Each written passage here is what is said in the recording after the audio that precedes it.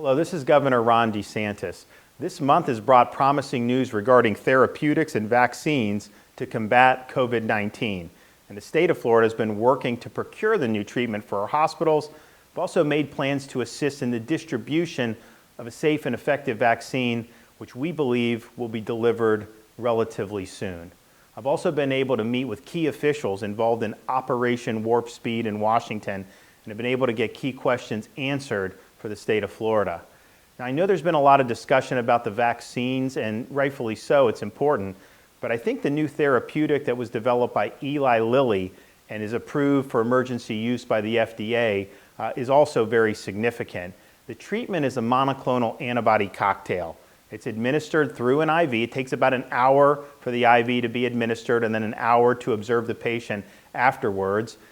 It's best used for people who are at high risk of severe complications from COVID-19. And the key is to deliver the IV as soon in the infection as possible. So this will be people who maybe show up to an emergency room, are developing symptoms, but are not yet at a critical state where they would be, say, in an intensive care unit. Now, data from clinical trials found a 70% reduction in hospitalized patients who utilized this treatment. We also know that a similar cocktail is being developed by the company Regeneron. That is currently pending before the FDA for emergency use authorization. We think that that may also come in the relatively near future, and of course, that would also mean more supply of this particular treatment for folks. Now, we surveyed all hospitals in Florida to determine demand. We sent that information to the federal government, and the Health and Human Services Department used that information and have now sent over 3,000 doses of the treatment directly to hospitals. And this has arrived just within the last few days, and they plan on sending a similar amount every week for the foreseeable future. I've spoken with a number of hospital CEOs, and I'm pleased to report that many have already received the treatment and are moving forward administering the treatment. And we're going to continue to work with hospitals and other providers to ensure that qualifying individuals have access to this treatment. Now, the vaccine news has been particularly heartening that's come out in the last couple weeks. Since July, we in the state of Florida have been actively planning and preparing for vaccine distribution, including by purchasing necessary supplies. To date, we have purchased 5 million syringes, 5 million needles, and 5 million alcohol swabs. Now, both Pfizer and Moderna have reported vaccines with 95% effectiveness. Those will, hopefully within the next few weeks, receive FDA approval. The Pfizer vaccine is one that needs to be stored in negative 70-degree temperatures.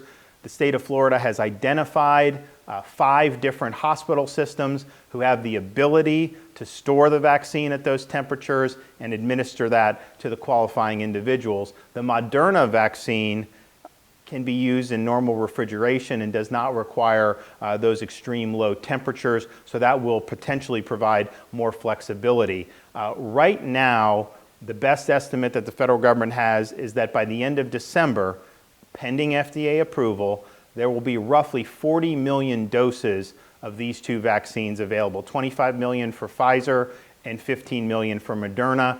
Each individual requires 2 doses, so that would mean there would be enough vaccine for 20 million Americans by the end of December.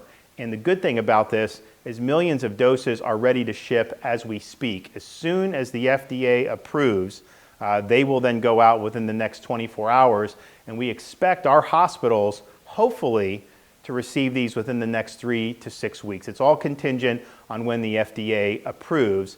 Now, shortly thereafter, or maybe even at the same time that hospitals are receiving the vaccine, both CVS and Walgreens will also begin receiving vaccine to administer to residents of long-term care facilities who, of course, are most vulnerable citizens when it comes to COVID-19. So far, nearly 2,000 long-term care facilities have registered so that they can start getting their residents vaccinated as soon as the vaccine arrives.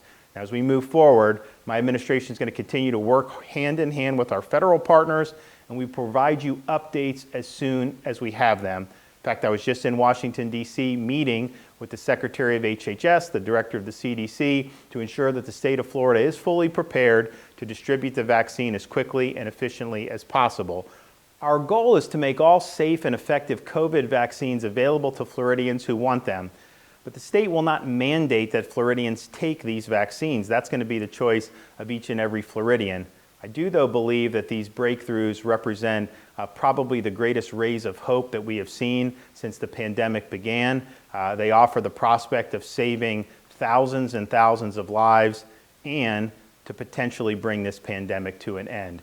Thank you all for all you've been doing. I know it's been tough. We're going to keep working hard to support everyone, and God bless you all.